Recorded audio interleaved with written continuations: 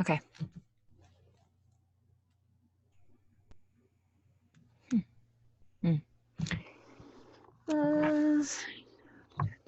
I've never done it like this with full screen mode. I think that'll work though. Okay. I'm ready when you are. Yeah. Greetings, magic mobbers. Welcome, boys and babes. It's the Magic Hour, a place where we navigate through life's peaks and valleys with all the vulnerability and shamelessness we can muster. With the help of world-class guests from all walks of life, we uncover new truths and valuable tools for manifesting our highest potential. I'm your host, Mercedes Terrell, along with my partner in shine, Jade Bryce. Hey, you guys. So before we jump in, I wanted to mention that Mercedes and I have been so moved by the reviews that you guys are already sending in. It would mean so much to us if right now, while you were listening, you could just leave one in real time in whatever podcast app that you're listening to. You don't even have to hit pause. You can just do it right now while you continue to listen to the show. Yeah. And we're doing a little contest if you haven't heard already. Basically, picking 1 or 2 reviews per month to give a $100 Amazon gift card to. So we read all those reviews you guys send in, and we love, love, love, love, love them. So maybe this will be your lucky month. You never know. All right, guys. So enough fiddle faddle, enough dilly dallying around. Let's get into who we're having on today, our amazing guest, Jade. Yes. Please help me welcome an actress who is currently, shit. Give me a minute. I forgot that she just sent me like 10 minutes ago, but I was getting water. She wanted me to change something real quick Oh, gotcha. in the bio. Can I grab? I'm gonna go grab water. Actually, you do Okay. that? Currently known for.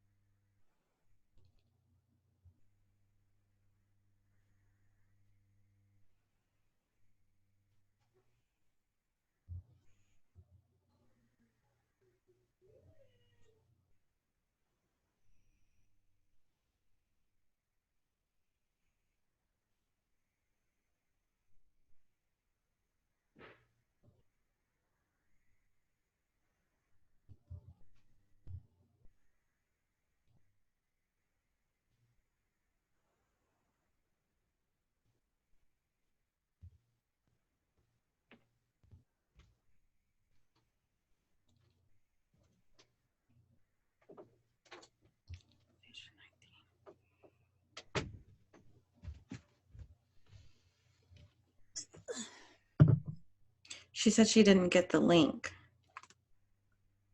All right. So an actress who's currently known for.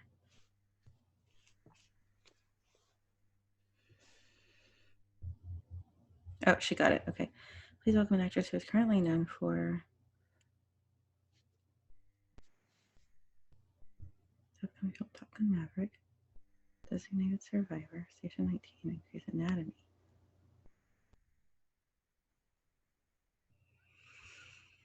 All right. Should I just start that over then? Mm-hmm. Or should we just start the whole Audacity over? No, just do one. I don't know. Whatever you think. Well, we have this already recording on the. No, just go. Okay. Please help me welcome an actress who is currently known for the upcoming film Top Gun Maverick, Designated Survivor, Station 19, and Grey's Anatomy, but we'll also have her tell you about her other big projects coming up. Growing up, she was bullied about her looks, and though she had acting aspirations, she didn't believe she could succeed. Today, she's not only a working actress with dozens of TV credits and one of the faces of the Dove Real Beauty campaign, but she is also a self-esteem mentor on the ways women of any age can build belief in themselves and become I don't know what's wrong with me. None of these words are coming out. It's like my tongue is stuck to the roof of my mouth. Just get through it all the way before she gets on is all I'm worried about. All right. It's like I smoked pot or something. But I didn't. Compagne. Oh, hello. There. Hey. Hi. Hi. Look how beautiful you are. Why, thank Wow. I didn't know that you hadn't seen her. I you. had. And at my screen, this is the first time I've got my thing to expand into full screen. So now I can see everybody's beautiful faces. It's great. I love it. Oh, I've never done that. I always get scared to not see Audacity, though. I know. That's why I usually have it smaller. But today I decided to go big. You're living on the edge. Yeah. So Mercedes, this is Chelsea. Chelsea, this is Mercedes. Hello. Nice to meet you. Nice to meet you too. I like whatever is above your head. You know, this is like a tapestry that my roommate, God only knows where he got it, but it's beautiful and the perfect background for everything. Yeah, it is. I love it. Yeah. So we're just going to read your bio and then start asking you questions. Cool. And I just wanted to make sure you can hear me okay, too. Yeah. You know what? I want you to double check on the bottom left of the Zoom screen. You see where it says mute, and next to it there's a little arrow. Click that arrow up, and then it should say that you have a microphone plugged into your computer. Yes. Yeah, we sent it. Is it selected there? It should be like USB, something like that. On the first thing, it says select a microphone. I just selected it. Can you hear me better now? So much better. Yes. Okay, cool. That's what I wanted to make sure. I was like, wait, don't start without. Let me just unravel you. Okay. There we go. And then just underneath that, it'll say select a speaker, and just make sure the built-in output is probably what you got. We don't need headphones on her, right, Jade? Or do you want to? Do you have headphones? She won't get a feedback, so we're okay without them. What do you think? It's always, I just love it as a safety, but it's up to you. I don't have any around. Okay. Actually, no. Okay. That's what I need. What? That thing, that back support. Oh yeah, I need a real chair too. Oh, is that what they're called? Chairs? Chairs, those old things. Yeah. What do they call them? Feet. I forget. This chair is amazing, and this is actually a little a massager. Oh. Ooh. Yeah. God, can you imagine if we had massage chairs while we record? No, we couldn't because they'd make noise or some silly thing, and then we'd have to turn them off and just be miserable. Yeah, that's true. All right. So it turns out my roommate, who is a musician, actually just happened to have some headphones. Oh, fantastic. So let me make sure.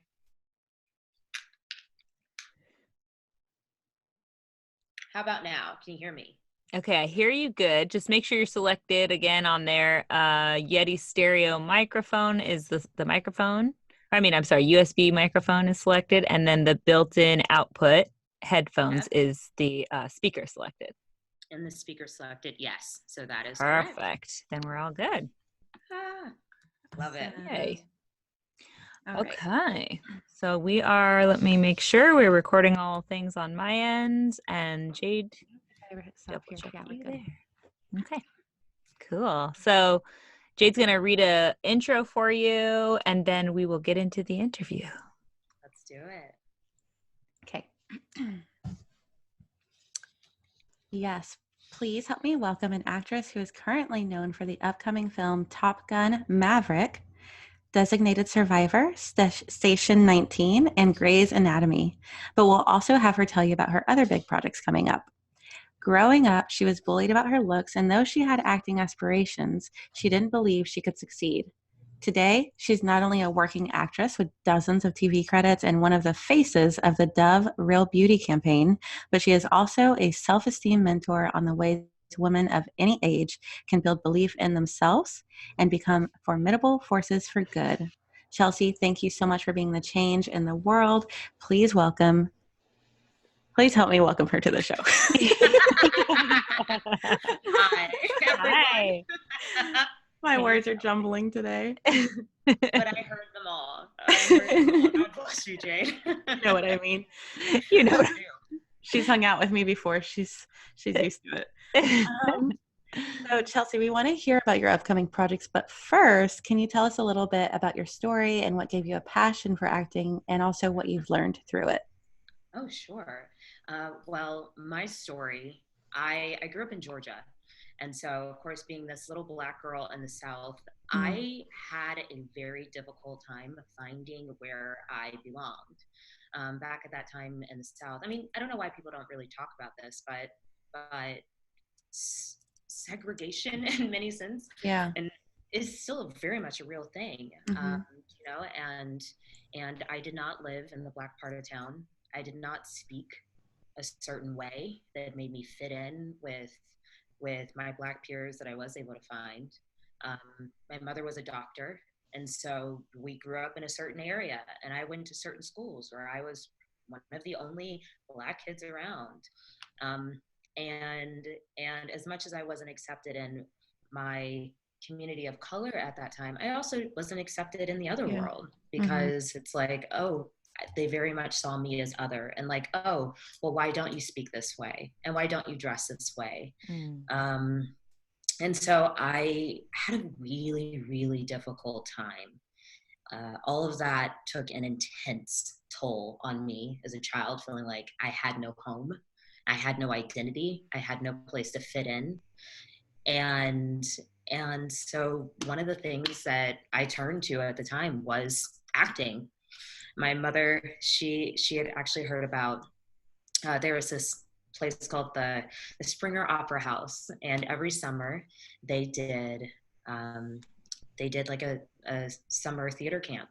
And I still remember the very first time that I was on the stage. Like, it still makes me emotional, just because it was the very first time that I felt seen as a person, not as a thing, but as a human being. And it was a really magical moment for me. Yeah. Yeah, and so that started me on the path of, what is this? And how can I do this more? When I was 15, 16, by the grace of God, I convinced my parents to let me move to Los Angeles with my cousin, who at the time was living in New York and was starring off Broadway. She was also an actress. And they said, okay, she can be your legal guardian. I would never trust a Wow. 15-year-old to do Yeah. that. But they let me do that. And I was still at the time very much struggling with this sense of self. And let me tell you that if you ever thought that you had self-esteem issues, walk into the entertainment industry, or walk into even the modeling industry, anything that has to do with having a sense of self, especially putting on other characters, that will mess with your head. Yeah. And it did, and it very much it did. And at 16 years old, definitely like at one of my darkest periods, I was so blessed to meet this woman who at the time was a self-esteem coach. And, you know, back at that time, I was like, what is that? Yeah. And she turned out was the consultant, the brand consultant behind Dove, when they first started doing these campaigns for Real Beauty. And she took a small group of girls, about 5 of us. We were like 16, 17, 18 years old. And she mentored us. And she was, why am I getting emotional at the beginning of this interview? At the very beginning of this. Yeah, but she, her name's Jess Wiener. She is doing miraculous work to this day, in changing the way that women are portrayed in media, and the way that big brands market to young women, so that they see their beauty and their femininity as a source of power, instead of something that that is a detriment in this world. And she changed my life. She absolutely changed my life. And you know, it's been a very long journey, because of course I am very much still in entertainment, and I've grown into an adult while being an actress. And so the self-esteem journey has never ended.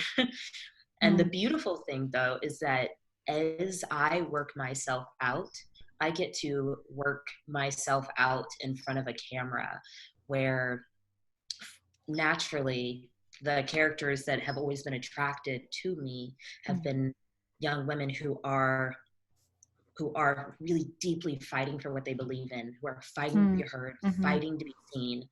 And I get messages all the time that people say that inspired me. And that's why I'm an actor. Yeah. Is because I want to touch those people, just like myself.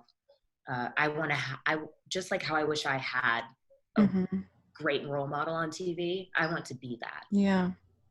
How amazing that a mentor came in your life at 16. I always think about my mentor, Tom, came in my life at 26. And I always think about, God, if someone would have just came in my father's life at 26, what difference it would have made. And I also think it's so cool that your parents, everyone knows the effect an entertainment industry can have on a 16-year-old girl, but that means that they really believed in your dream, which is like such a powerful thing you can give your children, is like to believe in them and their dream, and make, like, how much more empowering can you be than to say, yeah, go do it, than, to try to push them into who we want them to be instead. So I thought that was really cool. And I also, you brought up Georgia, right?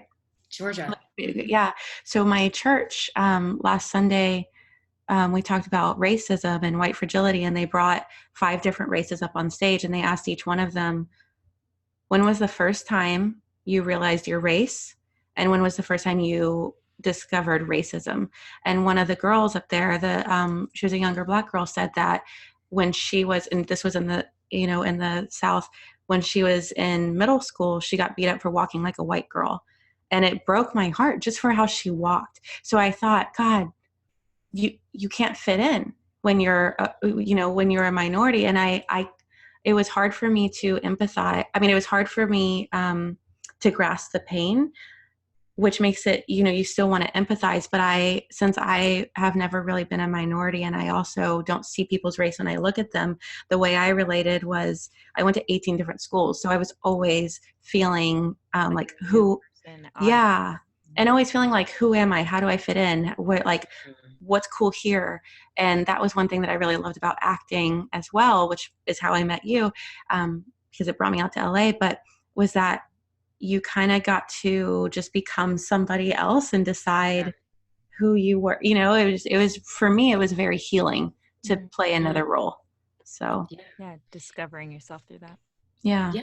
I can absolutely agree. It's acting, entertainment itself, within itself, is a double-edged sword, right?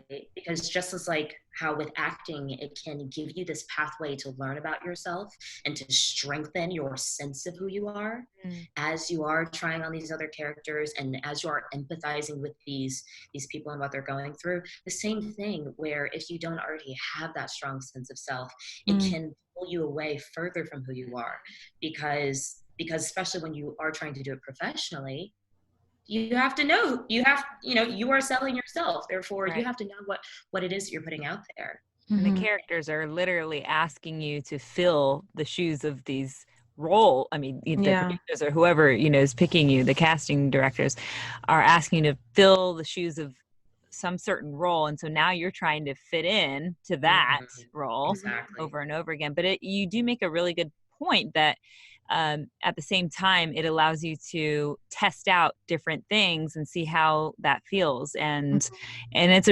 probably a really great practice people could use in their own lives of how to find empathy for the people around us, the people we share this planet with overall. Yeah. So I want to ask you, Chelsea, about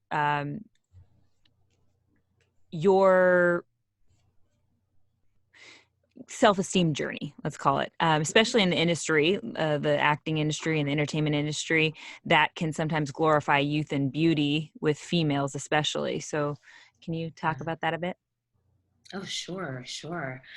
There's actually, funny enough, if you actually go onto my Instagram, maybe it was last year or 2 years ago, I posted a photo of myself at like 15. And I say this and I invite you to go look at it just because of the fact that I look like a different person. And so it's so funny. When I was at I would say probably like my farthest away from myself, Mm-hmm. if I could say that. I loved playing with my outsides. So whether it was I put on, giant, amazing hair extensions and like layers thick of makeup. I had lash extensions before anybody knew what they were. This is like 2006, y'all. I had the colored contacts. I looked like a different person. Right. I looked like a different person. And I remember I once went to this, I want to say it was, I don't remember what it was, but I heard an interview where there's this celebrity makeup artist, and she was talking about what she did for a living, and that what she did for a living was to not to try to put a lot of makeup onto a model or an actor to make them look more beautiful, but to unveil who they are. And it was the first time that I'd ever heard that. And so my self-esteem journey, it has looked like, really, I mean, if that was step one of looking that way and covering myself up, as I started to work with Jess, and then started to find other mentors in my life who were able to speak to those parts of myself that were really, really, really wounded.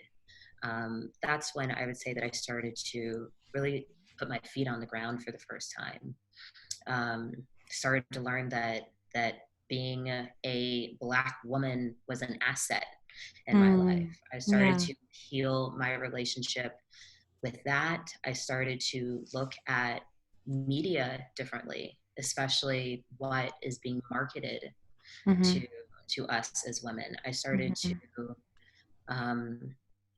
to just even question how I dress, and like, who am I dressing for? Am I dressing for the attention of men so that I can then feel good about myself? Is that the feedback loop? So that like my worth is just in what I look like, and then reinforcing that. And I'm like, no. And that's when a few years ago, I used to have big curly hair, and I cut it all off because I wanted to know what I looked like. I wanted to know what I felt like. And that was a huge step for me, because I identified so much with my beauty and with my hair, and intentionally started to wear less makeup, and intentionally started to just look deeper underneath all the layers. Start to uncover.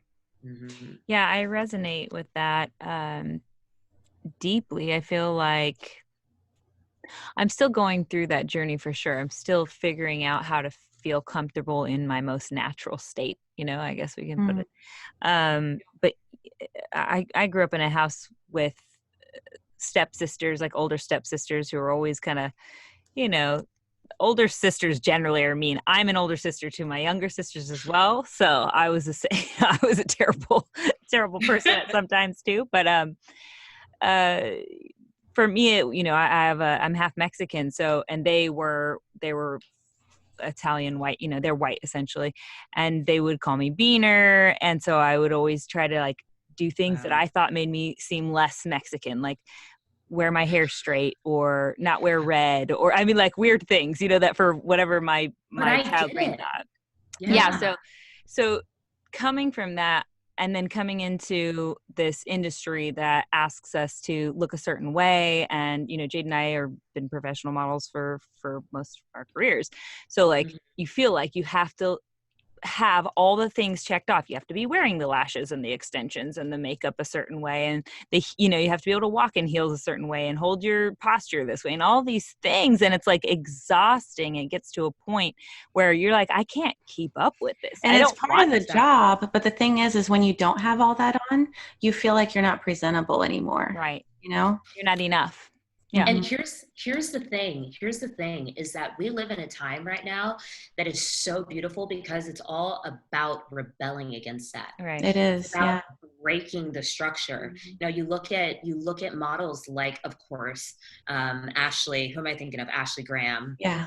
Or Iskra Lawrence, or who's the beautiful model that has vitiligo. You look at Harlow. Yeah. Yes, thank you.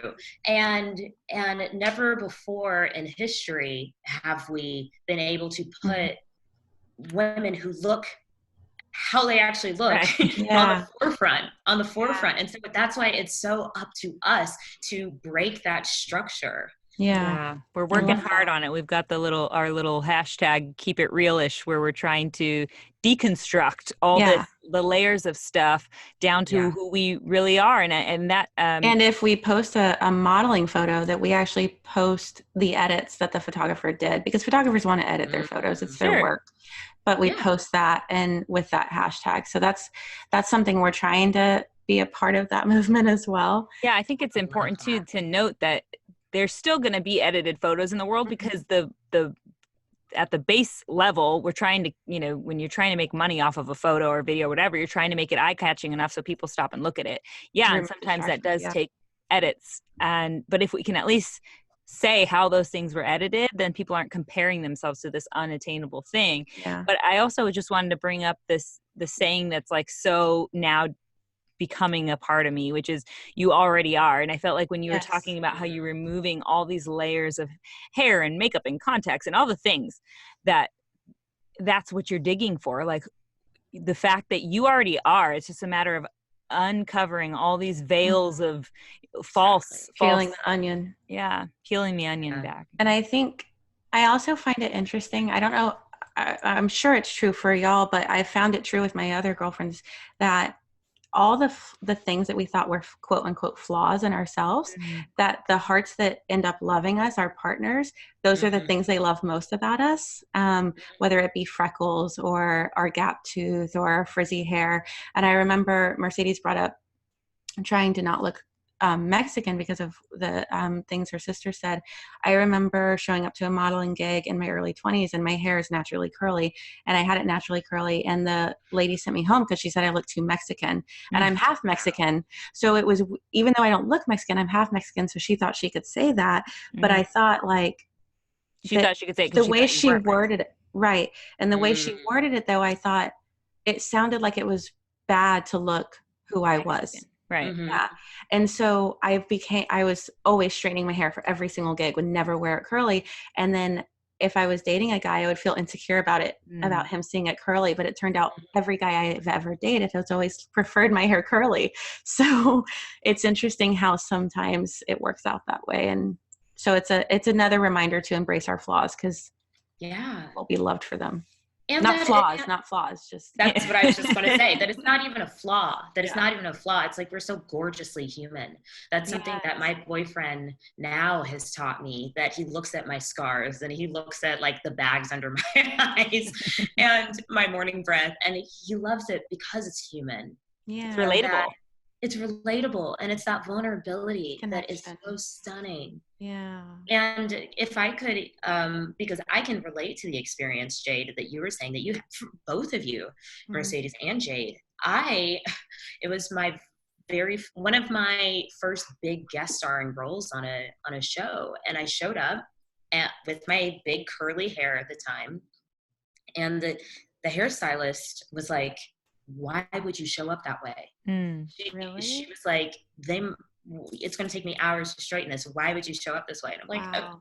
They know exactly what my hair looks like. The producers know. They hired me with my hair like this. She didn't believe me. Wow. She had us get on a little golf cart and go down to the set and talk to the showrunner. Wow. Marched me up to him and said, "What do you want me to do with this?" Right. Wow. And there's so much shame that just gets thrown around, and it's not ours to hold on to. It's like, it's not. And it was all hers. It was all hers. And and someone has projected onto her what they think beauty is supposed to look like, and then she's seeing you through that filter and think she has the credentials to somehow force it onto you or something. I don't know. Exactly. Being able to question why we think what we think and why we do what we do. Yeah. Yes. That is everything. Yeah. And I know we want to move on to more here, but I just wanted to also note that it is so interesting the way that we strive, especially as young people, to be perfectionists in the way we look, because we want to feel wanted and accepted by groups, by other people. We want to be part of the tribe that we think we we think we want to be part of.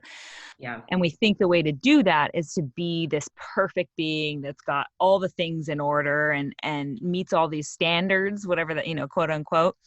And then as you get older, you realize that all that stuff that you built up and thinking that you're creating this perfect being is actually walls in between you being able to relate with your tribe, the people who actually are going to be the ones you care about for the rest of your life, the ones that are going to be in your life for the rest of your life. It's crazy. It's like literally the exact opposite, but it's how our brains work. So we have to, like you're saying, question why we think the way we think, because that really gets us to the root of that, going, oh, all I want is to feel loved and wanted.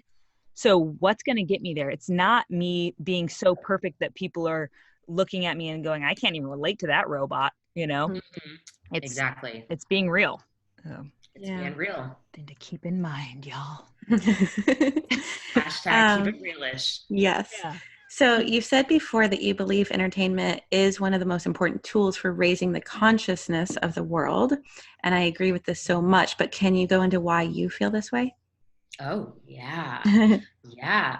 The reason why I feel this way is because I know my experience and my brother's experience of being two little kids whose parents were always working, and we sat in front of the TV and we learned what we thought it meant to be a good person, what we thought it meant to be a woman, what we thought it meant to be a man, we thought you had to do and be to succeed in this world.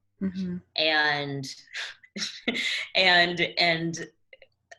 as much as I love the television that I watched when I was younger, some of it, like Lizzie McGuire, some of it taught me that it was really cool to be who I was. And then other parts of it, it didn't inspire me in a positive way. And so I know for myself that I have walked out of a movie theater or turned off a television after a show ended and have like sat up in my seat and been like, just had a fire to be a bigger person. That's why entertainment is so important. It's because your conscious mind gets to sit back while your subconscious mind gets to take over and just listen. That's why it's so important to be discerning about what we watch. And then also to take, for us as people in entertainment, to take responsibility for what we put out and what we create. God, that's tough. I mean, and so much of that is happening on social media, obviously. Yeah, it's our new form of entertainment. Not really even new anymore, but figuring out how to walk that very fine line when you're in the entertainment industry of, I need to make money to survive. I'm a starving actress or a model, and not compromising, your morals or compromising what you want to put out into the world, but making a paycheck at the same time and dealing with the powers that be in the entertainment industry. That's a lot to juggle. Yeah. 100%. And I think that it's a, small step by step by step, in every single moment, am I keeping my integrity? And I, am I being responsible for what I'm putting out? And then of course it's those small steps, those small actions that will lead to the long course of you having done so. I love that you said subconscious, because what we're watching when we're just folding laundry and just killing time, the mind numbing stuff, when you don't really want to think, so you just put on whatever, our subconscious doesn't know that that's not true. And so it's taking that in still and shaping what we feel about love and about the world. So it is so important that even when we just want to put on something and binge out on Netflix, that it is something that we want to feed our subconscious, Absolutely. That could not be said better. It's crazy. This is somewhat related, but our producer, John, his daughter was dyslexic and was struggling in school. And so what he did was he had her watch TV. He'd had her watch movies with subtitles on so that she was reading it while hearing it. And now she's like the best reader in her class. Wow. So can I tell you how much? Can I tell you a secret? Yeah. I literally have not told anybody this. Oh. I don't think ever. Growing up, I used to stutter. really badly. Oh, wow. And I would put the caption on TV and I would read it. Wow. I would read it out loud and alone in my room. And it helped me to get over my Wow. fear and my fear of speaking out loud. What a magic trick. That's amazing. Yeah. Mhm. And I love that you've never told anyone before, and it just so happened to be on the magic hour. Yeah. I love it. It's never struck me to tell Right. anybody that before. I'm like, oh my God. I Yeah, love can- There's so many of those things floating around in our brain, and then something brings it about, and we're like, huh, maybe this could be useful to someone else. I should say this thing out loud. Seriously, because we just go about life. All my secrets. Yeah. Not all of them. Exactly. Not all of them. Not all. Oh my goodness. Well, let's see. I was going to move us on, but I wanted to ask you maybe if you could give us your definition of beauty and of self-esteem. Yeah. Let's see. Beauty for me is how I feel on the inside. It definitely has a feeling sense to it. It feels light. It feels airy. It feels like a buoyancy in my body. It's no longer about like how I look, but it's about how I hold it inside, how it feels. Yeah, because then when you feel that way, you radiate out beauty. And self-esteem, my definition of self-esteem is how much I believe myself to be worth. It's my self-worth. Okay. Meaning that my self-worth, it's not connected to anything in my experience. It's connected to regardless of anybody's religious beliefs, but I've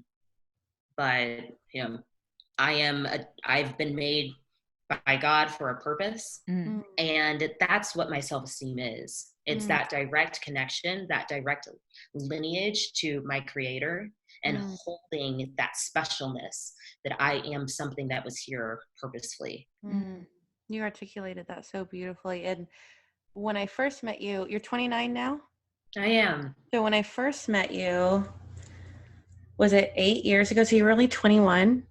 Oh God. Chelsea, I had no idea. I thought you were just so mature and so well, you held yourself together so well. And I remember when you came over and you shot a music video for my roommate. And then when we had that crazy sleepover, when we went to Subway in our jazzercise outfits so anyhow, in that time, I remember thinking you were one of the most beautiful women I'd ever seen. And I remember all my roommates being so in love with you and just like, what, Chelsea's coming over? Okay, everybody. Right? And so you were like, you were just so, to me, you were like one of the most beautiful women. But the way you described beauty just now is how I see you now, because now it radiates differently. Like before it was like, you can't ignore the beauty of this woman, but now it's like, it's so much more of your becoming that it's like, you can't, it's more of like, it's part of your being. It's like a light coming out of you, and not just what you see on the outside, but it's like the entire essence. So I love that you articulated that so well. You're embodying it. Yeah. Thank you. You have no idea how much I appreciate hearing that. Wow. Yeah. And the self-esteem. Sorry for breaking the secret, Marty. Sorry. That's my old roommate. Amazing. The pact. Don't tell Chelsea Pact how much we love her. Yeah. I had no idea. So the self-esteem definition too, I think that's such a big point to get across to everybody. I mean, everybody on this planet, true. I think everybody, whether you believe it or not. Deals with their sense of worthiness. Why am I here? I mean, those are the existential questions, the root of the existential questions. What is my purpose? Why am I here? Am I enough for whatever my purpose is? It's so big. These questions are so big and looming and overwhelming that most people just do everything they can to not have to think about them, instead of figuring out what has made me feel unworthy, or like I even need to define a certain purpose, why am I not enough by just existing and waking up every day and being grateful for that? I don't know. There's so many. I don't have any answers to the big questions, except for keep asking them and keep asking the deeper questions underneath of, why do I feel unworthy in whatever situation that comes up? Because it's also not, those are not your thoughts. If you are feeling unworthy, those are not your thoughts. Those are someone else's thoughts that have come into your mind. And you've got to get to the root of that. Whose thoughts am I hearing? Whose voices have been projected onto me, and Exactly. dig that up and heal that. Otherwise you'll just keep hearing it too. Yeah. I it's think about and I don't have any children myself, but I think about a small baby probably doesn't question worthiness, That's like, here's exactly my what I was needs. going to say. Yeah. Go ahead. Yeah. I think it was my mother who told me this, that babies are born with only two fears. It's the fear of loud noises and the fear of falling. And they're not afraid of anything else. People are literally taught how to fear, how to feel unworthy, how to stop themselves. That's something that we literally teach ourselves, or that our society, our community, our parents, whatever your structure is, has taught you. Right. It's learned. Yeah, that it's all learned. Fascinating stuff. So I have a note here to ask you about the dichotomy of having it all and depression and anxiety related to that. Yeah. Oh, it's so funny. Well, I think Jade actually just highlighted it perfectly for me because because the reason why I was laughing to myself when you were just saying that from when we had first met, and of course that's the sleepover that we had and the way that you saw me and even your roommate saw me, that where like from the outside it's you were seeing what you were seeing, right. And yet from the inside I felt so hollow at that time in my life. I felt so empty. Like one of my teachers, my really great spiritual teachers, she calls it a chocolate Easter bunny. Yeah, like they're hollow. Chocolatey. Yeah, exactly. They look beautiful on the outside, but they're hollow on the inside. And that's the dichotomy, I think, of when we know how to finesse ourselves and we know how to make things look really beautiful and gilded on the outside, whether that's in what we look like or how we're acting or how we're presenting ourselves to the world, that I'm just like, I got taken by that. Wow. Yeah. That it's that for me was that dichotomy at that time in my life where everybody thought I had it all together. Right. But I know what was going on internally for me. That was one of I was at a low point. At a low point. Granted, I met my self-esteem mentor when I was 16, but life is a journey. And it's like, and it's all about the next layer of the onion that you're uncovering. And and so I saw a quote yesterday that was like, and this is true for everybody, whether they believe it or not. I saw a quote that said something along the lines of, if you could only see how beautiful you are, you would stumble at your own feet. But it's interesting, we see ourselves every day. We don't know what we look like to a stranger or to our girlfriend's roommates. Like, we never see our own beauty because we see ourselves every day. And we've talked a lot about on this show, I call it falling in love in the dark, or falling in love with other people, or finding soulmates or kindred spirits through other senses than vision, because there's so much. I mean, our entire lives, we, for the most part, rely on what we're seeing and the beauty. When we talk about someone being beautiful, that's usually how we're perceiving them through our eyesight. Wherein the reality is, if you were to close your eyes and talk to people without ever seeing them, you'd experience them so differently. You'd experience them differently for sure, but you'd also you'd open up so much more potential to connect with people on a level that's sustainable, because physical beauty is not necessarily, physical beauty, quote unquote, because what is that anyway? But it's not sustainable either. I mean, we all are going to change and evolve and age, and our cells are, we're all headed the same direction. So I think it's just a good reminder that we have other ways to perceive beauty. It's not just visual. Yeah. Can I actually build on that? Yeah. I love what you just said, Mercedes, because this is something that I get to practice as an actor, which is not looking at what somebody looks like, but looking at who somebody is being. Mm. You know that you know what I mean? Yeah. So this is also one of the reasons why, I mean, I don't know for you all, since you all have both also modeled, but you know, for me as an actor, I feel silly saying this, things I never say out loud. But as an actor, I find it fascinating to watch my own work back, because I get to that's the only way that I get to see myself from another perspective.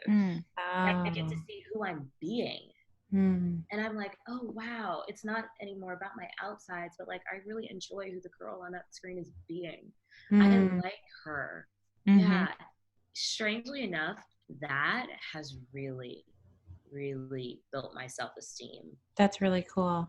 I think that that's one of the biggest tips that people can do. Like, make sure that you are always taking photos and videos of yourself, or like, you know, capturing moments. Allow yourself to watch them back and actually experience yourself. Yeah. That is a really good tip. Yeah. I mean, I know most people are, not most people, but a lot of people are going to be listening to this going, y'all three models are a bunch of assholes talking about how you want to take pictures of yourselves and videos and look at them all day. They're like, the last thing I want to do is look at my damn self. It's too much, you know, too much work or something.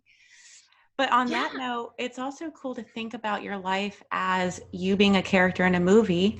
How do you want to react to that lover when they're hurting? How do you want to be present at that date? And who do you want that date to be with to make the movie one that you would want to watch? Like, how do you want your character to dress and to feel and to react? And who do you want playing the key roles, you know? So that's also another cool way to look at it. That's a great exercise to be able to step back and see that. Yeah. By the way, But I do want, I mean, not to, just to not leave it on a beat of, I'm not trying to say everyone's so hideous they can't look in the mirror, but I'm trying to say that people don't want to look in the mirror because it is a lot of work, because we have to actually confront what's going on. I don't want to look in the mirror every day. That's what I'm saying. Yeah. So it happens to be our job a lot of the time. Yeah. We have to literally be paid to do that. Look in the mirror. Like I say that sometimes. I won't leave, you know, I won't put on makeup for less than however many dollars, because I mean, that's a lot of freaking work to address everything I got going on that I don't want to, you know, show to the world today or whatever. But all I'm trying to do is just relate the fact that we all have reasons that we don't want to look in the mirror, and taking the effort, like you're saying, Chelsea, to do that uncomfortable work, you know, be honest with yourself when you're looking in the mirror and say, okay, look, here's what I need to work on. I'm not even saying this is physical stuff. I know it's exactly what you're saying, Chelsea. It's not physical stuff. We're not talking about physical stuff. You already got the physical stuff down. Trust me. We're talking about the being. I am talking about, when you're acting that character, or when anybody who's not even an actor looks in the mirror and looks at the character, has to look deep enough to go, okay, well, this is the character that I'm actually trying to avoid not looking at because it's not who I want to be. That's the place where you can address the ugliness, you know, quote unquote, that's living inside of you that you don't want there anymore. So that's all. I'm 100% on board with that. Yeah. You know, I've talked to my mother before, and she's like, oh God, I can't like look at photos of myself. I can't watch videos of myself. And that's a lot of people. Yeah. And exactly to your point, why is that? It's because it's so uncomfortable to see ourselves and actually be with ourselves. Right. And that's exactly the work that I've been asked to do. I think we all, you know, have been asked to do, is see ourselves and be with ourselves. And be with ourselves with that.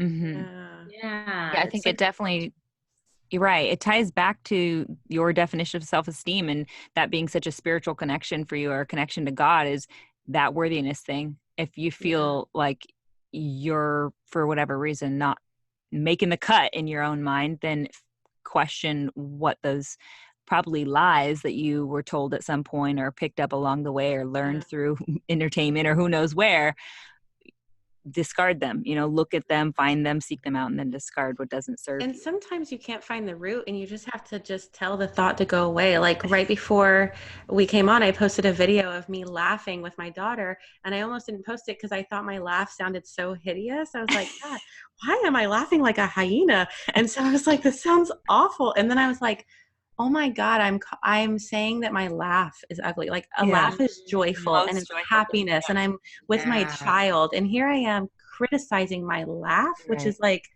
it's an expression of happiness, So I didn't even with that, it's like, I can't find the root there, but to just tell myself like, how absurd is it to question things like that about ourselves? The root could be as simple as you feeling unworthy of laughter. I mean, unworthy of expressing uncontainable joy that sounds silly to your ego mind that's supposed to be like this concise adult that's supposed to act a certain way, that who knows where that impression came.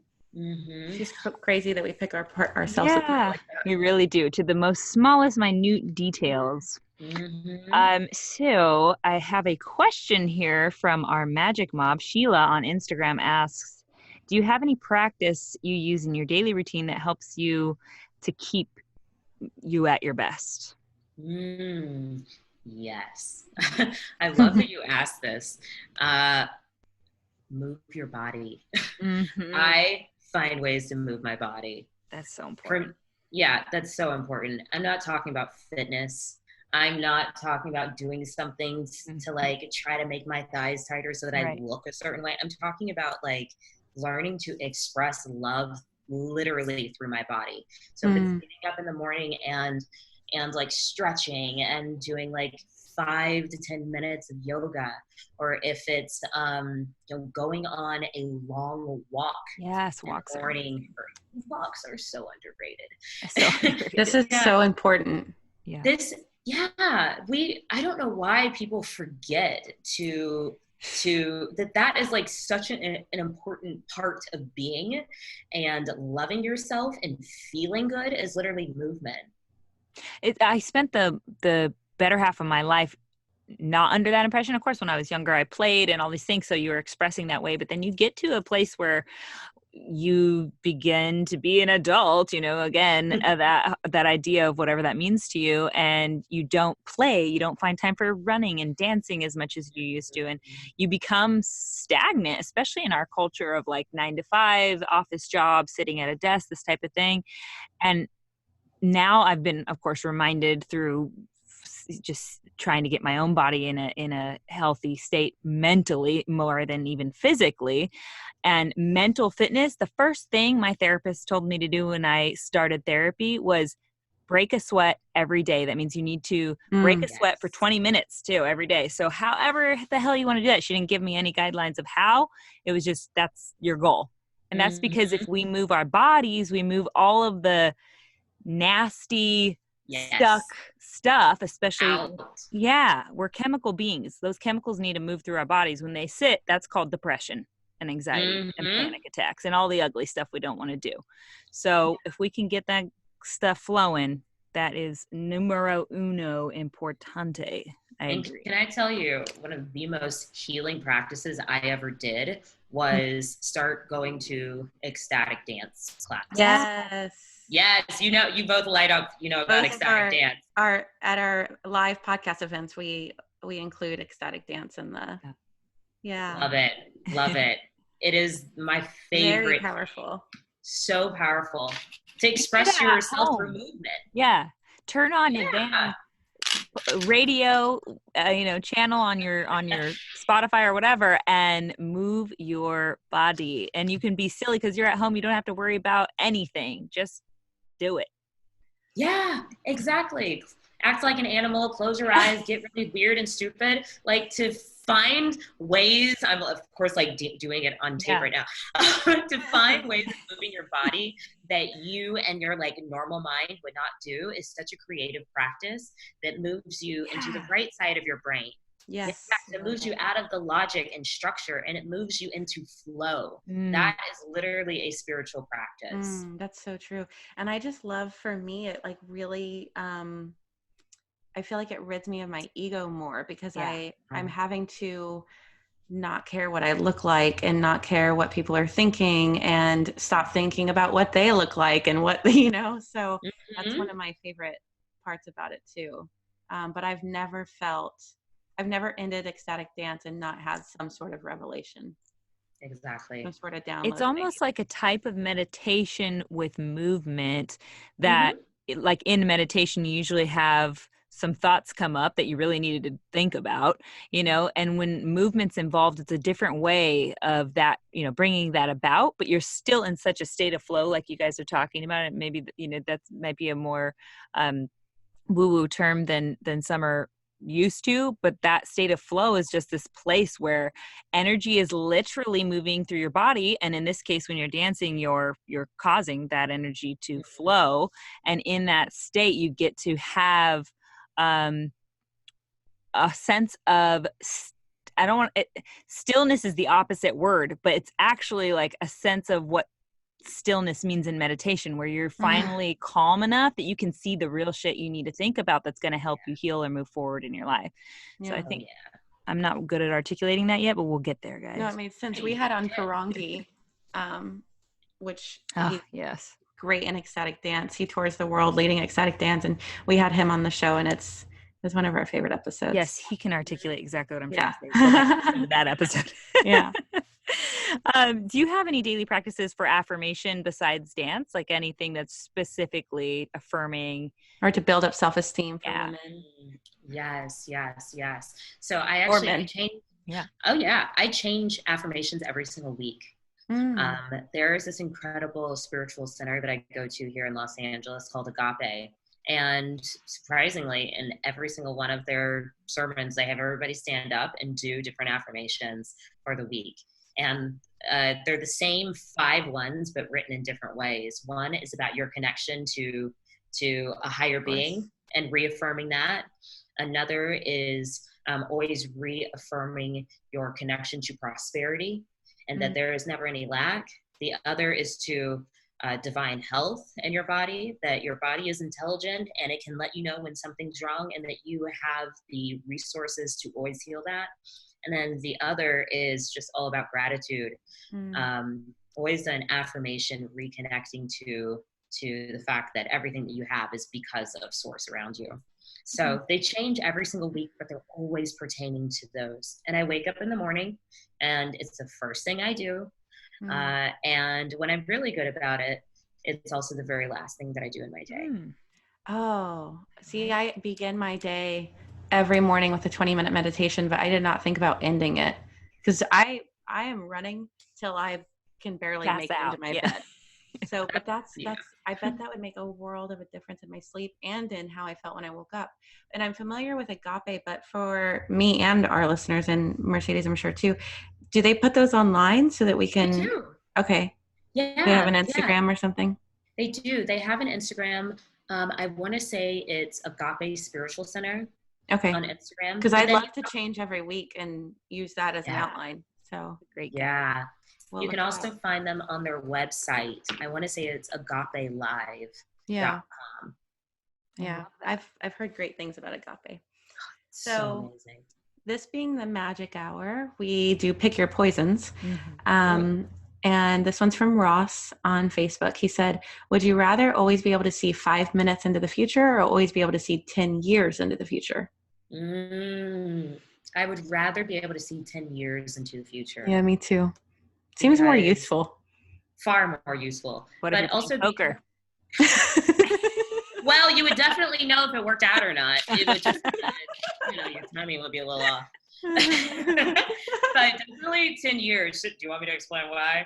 Yeah, 10 years, just because it would always be reassuring that everything always works out. Which, of course, a part of me knows everything works out. Yeah, it always does. So, I'd be able to chill.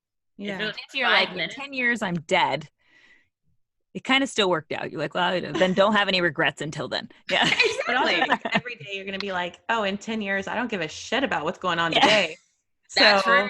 None of this is as urgent as I'm making it. Well, that's such a good practice generally, that 5 year, we usually, when we talk about it, we talk about the 5 year, any big issue you're facing in the moment, If you are sitting in it and you feel overwhelmed and you're like, what am I going to do? I have no idea how to make this decision. It's too big. A great practice in that moment is thinking about what you'll be thinking about that situation in 5 years from now. So like looking back at it, you'll be like, damn, I can't believe that stressed me out so bad. Like it was not that big of a deal. It makes you aware that you're going to get past it. You're going to be fine. And you stressing isn't what solved the problem. Totally. But the 5 minutes one, that would make things so much worse for me because I'd be like, oh crap, in 5 minutes, I still haven't gotten this done. Like it would only add more urgency to my day. So no, it would be such a distraction. Yeah. What about you, Mercedes? I feel like you're gonna do 5 minutes just to make it interesting. I gotta. I mean, both have their benefits, I think, but I do think the 5 minute thing, if you can get, because like think about a psychic, in that mindset, if you can think about things 5 minutes from now and be present and you have a way to turn it on and off, I think then we could work with something that might be something good for you. But yeah, I think if you just constantly are like living in the 5 minute, then you're never present and you never, you know what I mean? Like you would never be able to move. Yeah, always your 5 minutes is going to look like shit. It's going to look like I didn't get that thing done because that's all you're doing is sitting in the 5 minute zone way out there instead of being present. Would have skipped a lot of relationships with the senior one. I could say that too. They were all our teachers, but definitely could have been shorter. I wonder if we actually would skip or we'd just be like, all right, I'm just going to do it. It's going to end. I would probably still just do it. I had a lot of fun in my ex relationships. I can't lie. Yeah. So much learning. So much learning. All right. Let's see. What do we have? A few short questions we like to ask everyone who comes on the show. Yes. First off, if you could hung. Oh my God. What are we doing? Today we're having struggles with words today. If you could hug your younger self right now, what would you say? If I could hug a younger Chelsea, I would tell her like, hey girl, just relax. Like play. Life is a play. Life is a game. I loved games. Really? Like younger. What? Oh, girl, it didn't matter. It didn't matter. I was just competitive and loved to play. Whether it was hide and go seek or whether it was Uno or. Oh my God, those were my two favorite games you just listed. Oh, we would have been best friends. Yeah. I love that, yeah. I will still play today. Uno or hide and seek. I'm ready. I own a Uno pack and I still love hide and seek. I love at that old house that you visited. We would play Mexican train dominoes after dinner, and it is still to this day one of my favorite memories. Is like just playing Mexican train dominoes with my roommates after dinner. Yeah, I love playing Taboo. Taboo's like super fun. I feel like you're getting like all that Alzheimer's plaques enough. I know. I'm gonna start hosting game night. Alzheimer's plaques. Yeah, like you're getting that stuff, breaking that stuff loose because you got to use your brain so fast for those. Yeah, I'm gonna start hosting game night. That's what you got to do. I got to do the same thing. Game night. I do it over here pretty often. Oh, really? First of all, I got to stop. I got to move back to LA. If you could have the whole world read one book, which would it be? Ooh, my heart just burned a little when you said that. I like that reaction. There's so many really good ones. One book. I'm just like, geez, I can't do one. Do you have one book that is like what turned you on to reading generally? Are you a big reader? I am. I'm a big audiobook person. But there's one book. I want to make sure that I only read it once, and probably of anything ever, it just really stuck with me. And I want to say that it's called The Man Who Spoke with Flowers. And it was about George Washington Carver. Okay. Yeah. I haven't heard of it, but I gotta look it up. So George Washington Carver, Peanuts. Remember? Okay. Yeah. The Peanut cartoons? No, girl. Just that's where my head went. Okay, Wikipedia this after. Okay. George Washington Carver. I want to say that he was like a black man back in like the late 1800s or early 1900s that discovered the many uses of the peanut. Ah. Yeah, and his his insight was just so like they talk about him in this book, the way that he would like literally, he would meditate on this plan and just like come up with this and this and this and this, and you could make it peanut butter and then it's oil and it's all these like different things. And he had this incredible spirit kindred relationship with plants. The peanut plant. Yeah, with the peanut plant. I don't know why not. I mean, why not though? First of all, can we go back and like get in touch with him, you know, psychically or through a medium or something? He's passed. You're talking, this is a long time ago. Yeah. Right? Definitely. Where we can ask him about what the peanut allergy situation's all about. It might be GMO related maybe, but that's something interesting. But besides that, think of all the ways that peanuts have like helped this species move forward, because they're full of so much protein. We use them in so many ways, and in almost every culture uses them in some way or another. Wow, I gotta look up that book. That's interesting. It's so funny. That book like just sits in the back of my mind, but I have never. I was just like, oh my gosh, like what? I'm impressed that with my brain that's the one that came forward. That's the one that came. Well, it left an impression. It did. I read that like 12 years ago. That's why I'm like, oh my God. I like it. All right. I like that. That's something. I mean, that's a real niche topic, but I like the idea. I mean, no, because we have, of course, so many people, you know, recommend some that we've heard over and over, which are beautiful and amazing books, and we want to hear that over and over because we want people to read them. But when it's something that touched you, you can't really help the fact that that resonated for some reason or another, and it's probably just the guy's energy and not even what the book is about.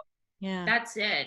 And what his energy, and that's basically what I got from the book, is that everybody wants to have mastery at some kind of craft or skill, right? And the way that this man got to master learning the many uses of the peanut and putting them into practice in the, you know, American society and the rest of the world, it's incredible to learn about his process of learning mastery. That's what I took away from it. Oh, that's deep, girl.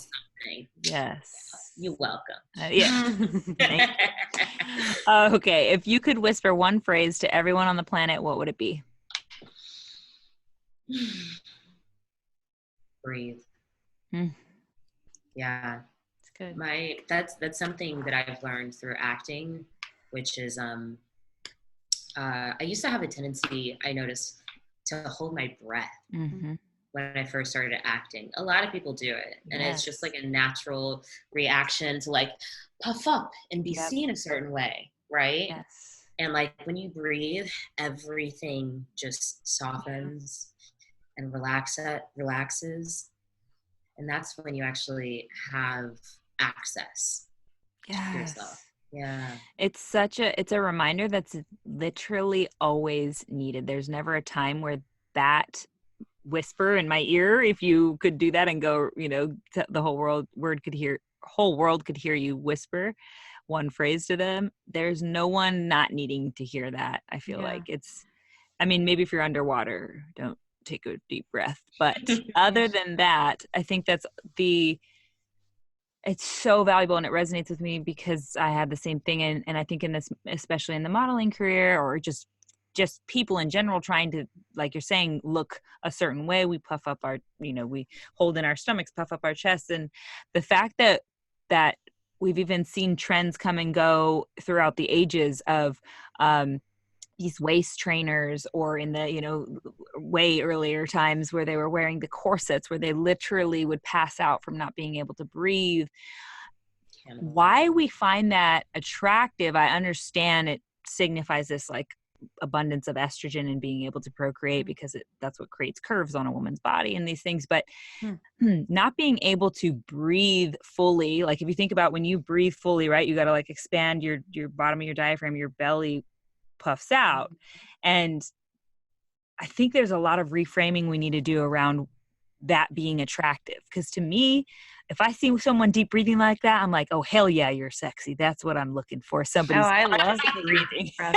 I used to always like go like, and people would ask like, what's wrong? Yeah. Especially like ex-boyfriends, like, why are you doing that? Yeah. And I was like, it just feels good. Like it feels good to take a deep breath. But that, what you said, Chelsea, is the third reminder I've had in 24 hours. It was just breathe. Like this is kind of cheesy, but last night I was watching This Is Us and it was like flashback to a war scene.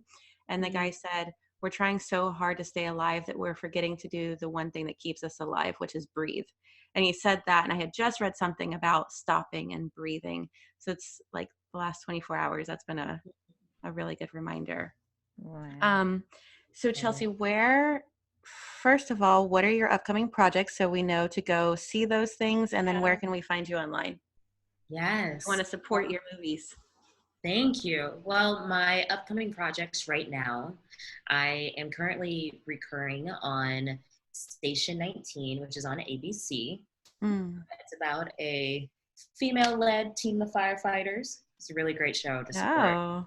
Yes, Shonda Rhimes is behind that, and who did Grey's Anatomy and also Scandal. She's amazing. So currently I'm on there. I also am recurring on the new Star Trek Picard.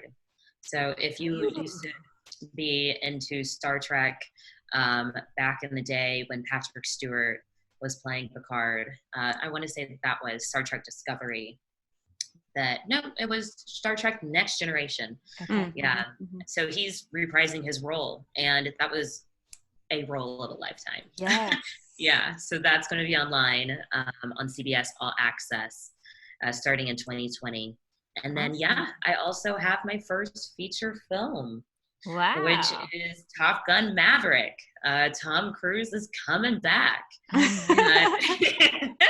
And that was also a dream to work on. Yeah, I bet. Yeah, so some fun things are in the works. I feel really blessed. That's amazing. That's incredible. I'm We're looking excited forward for to all you. that. Yes. Yeah. And then where can our listeners find you online? Yes, and you can find me online on Instagram at Chelsea31. I'm super active on there. I love when people message me, comment. Let me know if anything in this conversation touched you. Yes. Oh wait, at Chelsea Harris 31. Right? Yes. Okay. Yes. Cool. I think it was right. I heard it right. I'm not sure. I just want to make sure our listeners know the right place to go. Yeah. Cool.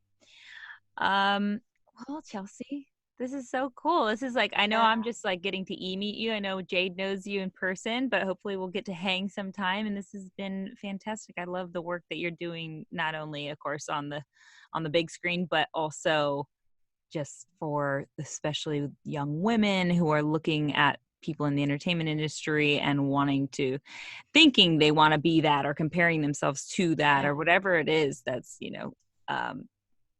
bringing up our youth. You're helping to make that something that's relatable and attainable and healthy. So thank you for healthy. Yes. That's a good word to end with, healthy. Yeah. Thank you so much, Chelsea, for sharing your light with us. My pleasure. This was so much fun.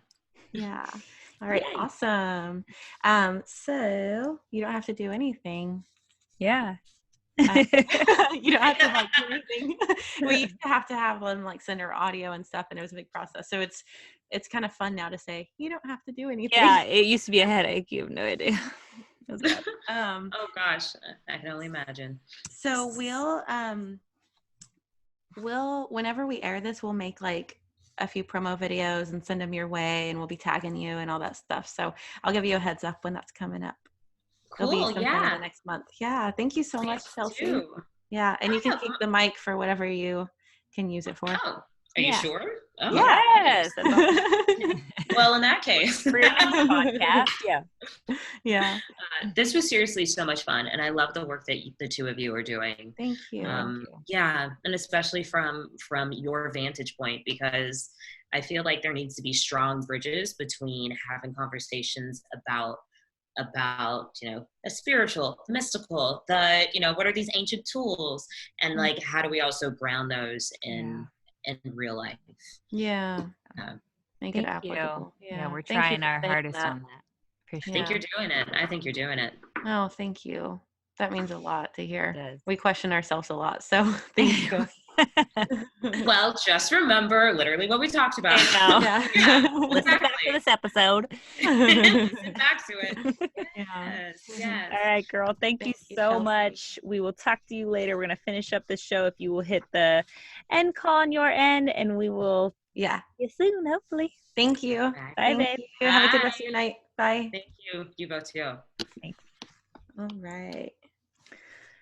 She's just the sweetest. I really, really, really, she just like radiates beauty. She really does. Like inside and out. It's amazing. Yeah. It's amazing, people. I know you're just listening to this on this podcast, but I want to just say that that's a real thing. There are people on this planet Smile that radiates pure, genuine, honest, raw beauty. Yeah. Yes, it does.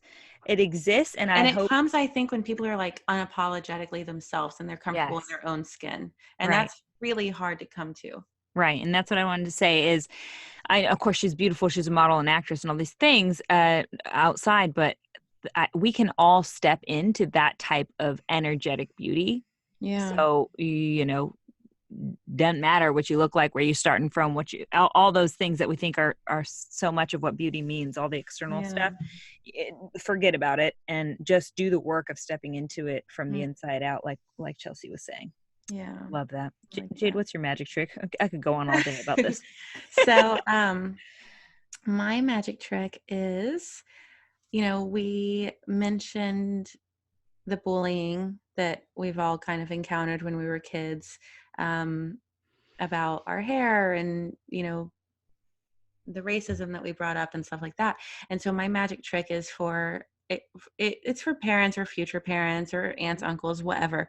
If a child comes to you and is crying because someone called them stupid or ugly or, anything of the sort, instead of just telling them that those people are wrong or that they're bullies or trying to get them to understand why that person did that, instead just say, I mean, you can do that too, but make sure that you ask, well, are you? Because doing that is going to challenge them to get to know themselves outside of the opinions of others. And it's going to teach them to question the assumptions they have about themselves as well. And I also wanted to add a quick story that my pastor shared. He has an 8-year-old daughter, and she had classmates pass her a note that was calling her fat or chubby or whatever. And she brought it home and she was, crying in her room and just really sad. And when he got home, he just went in her room and he wrapped her up and he just held her and he just told her, "You're so beautiful. You're so beautiful." And not everybody has someone. Some kids go home and they keep that to themselves. Some kids don't have a dad that reaffirms them like that, but I think it's just so important that, especially right now when bullying is rampant, especially including online now, which is way worse than when we were kids. I think it's so important that we're not only talking to our kids about not being a bully, but that we're constantly, teaching them, telling them, their truth. Yeah, exactly. I was the type of kid who didn't tell anybody anything. I mean, literally anything. Even when I was like, not a kid anymore, teenager, I guess, when I ended up getting breast lumps, in my breasts, and I went to Planned Parenthood to assess my breast lumps because I didn't want to tell my parents that I was possibly had breast cancer. I didn't, and obviously that's the most scariest thing. You think, oh, I'm going to die, because all the health classes you go to tell you if you find a lump, you're like in trouble. Thank go to God the we doctor. didn't have Google back then. Yeah, well, it was enough, whatever I had, because I was scared shitless. But nobody knew because I wouldn't tell anybody for whatever my own reasons were. But I think that's really incredible what you're saying. Like, just making the time and space to go be with your children and hold that type of loving space with them and sit with them and say, "I love you so much. You're so beautiful," or whatever the words are that come to you. Just, "You are enough." Yeah. Just telling your kids that. And just hugging them and yeah, like just a touch from a parent, that type of like loving touch says so many words just in that. Like, you are wanted, you are loved, you are, this this beautiful being that I want near me, you know, all those things. So, well, what's your magic? What's your magic trick? I mean, oh my goodness, I got a lot of magic. All right, don't leave me here all night. All right. So my magic trick today is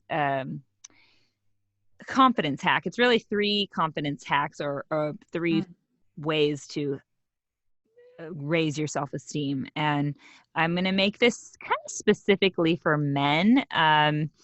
It can play into the realm of women as well. You'll see what I'm talking about when I start talking here about it. It's inspired by something I saw on YouTube, channel called The Distilled Man. So it's a little more male focused. But so first thing you want to implement is, like Chelsea, our guest today, was saying, move your body. And Jade and I repeat this all the time on the show. It is so freaking important. Motion before emotion. Yeah, just move your body. The best way to get out of your head, where all the negative self-esteem draining thoughts live, is to actually move your body. And this is, like I was talking about earlier, this is going to help you physiologically change your state of mind by allowing you to produce feel-good endorphins that reduce anxiety.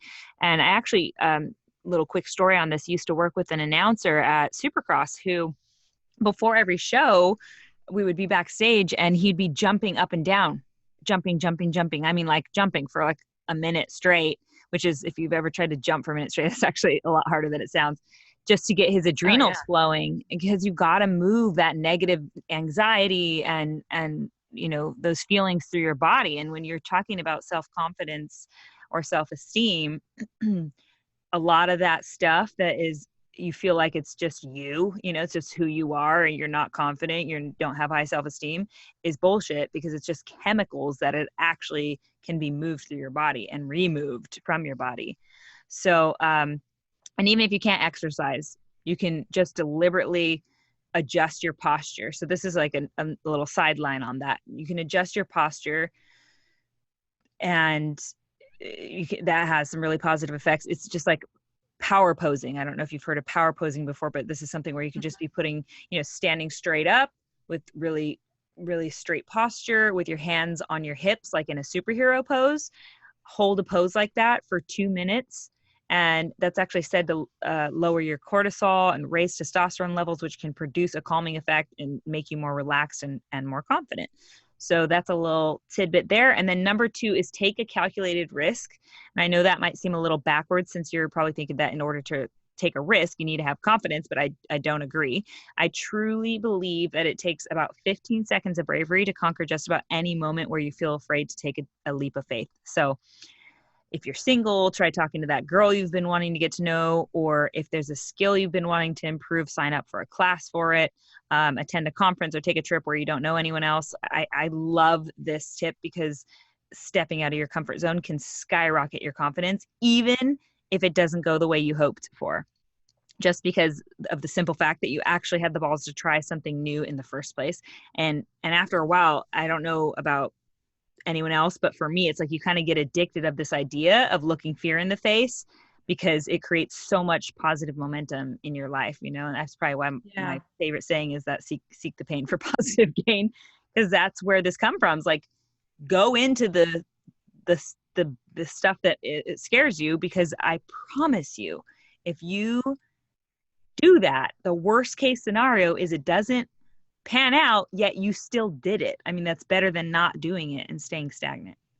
Okay. And then number 3, my last item on boosting self-esteem, is related to something we've all heard of, which is positive self-talk.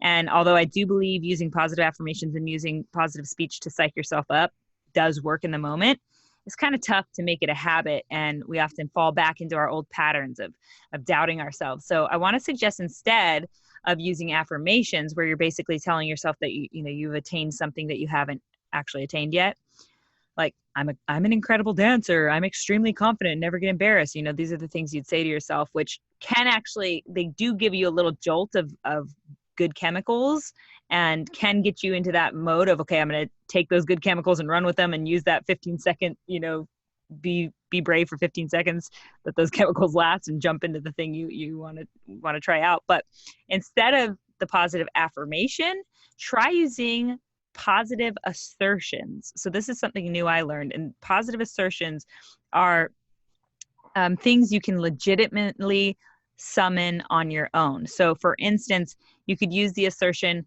I am willing, as in, I am willing to become a good dancer, and I am willing to make a fool of myself on the dance floor to impress the ladies. So it's kind of putting the words into a context that make you go, you know what, that is totally true. And that really allows you to align with that statement. I think that can be powerful in building self-esteem. Yeah. Yeah. I like that. It reminds me of a lot of what we talked about in sexual attraction. Which we still haven't aired, but we will. Just wait, guys. Oh God. I like that a lot though. And it's perfect for this episode, I think also. Cool. I hope someone gets something good out of it. Yeah. All right, Magic Mobbers, thank you so much for tuning in and taking this journey with us. If this episode held some magic for you, please share it with your friends and family. This would mean so much to us, you guys. And don't forget to join us on our Instagram page at The Magic Hour and let us know what your favorite episodes have been so far. We appreciate all your feedback and want to know what's lighting you up. Yes. And as you already know, we release a new episode every Monday, so you can catch us again next week or go listen to some of our past episodes in the podcast library right now. We will meet you there. Until then, be a light. Big thank you to @Raytone Royal for our intro jam and to John Aaron Garza from Real in Motion Productions for producing the show. Stay magical, friends. All right. That reminds we need to do the intro probably one more go, just because I liked it the way it was. I didn't. Okay, you're good with the full read. Mm-hmm. Okay. And then the bio that I did while she was on, I liked her reaction to my stumble because it just felt a little bit more genuine. Okay. But that reminded me, I'm going to save this. Raytone Royal